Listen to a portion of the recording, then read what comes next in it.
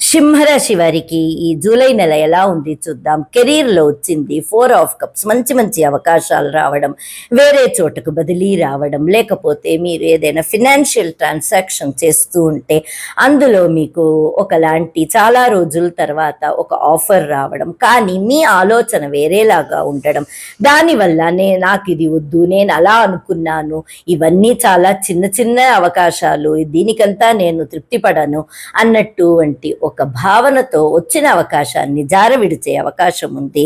Love and రిలేషన్షిప్లో చూసినప్పుడు 9 of cups, మీరు కంఫర్ట్ జోన్ని ఎక్కువ ప్రిఫర్ చేయడం, దానివల్ల మీరు లైఫ్లో చాలా పెద్ద పెద్ద సంతోషాలను పోగొట్టుకోవడం, అలాంటి ఎనర్జీస్ కనిపిస్తోంది. మొత్తానికి సింహరాశి వారికి ఈ నెల చూసినప్పుడు మీరు చాలా సెల్ఫిష్గా ఉండిపోవడం, దానివల్ల మంచి అవకాశాలు, మంచి రిలేషన్షిప్ని పోగొట్టుకునే అవకాశం ఉంది.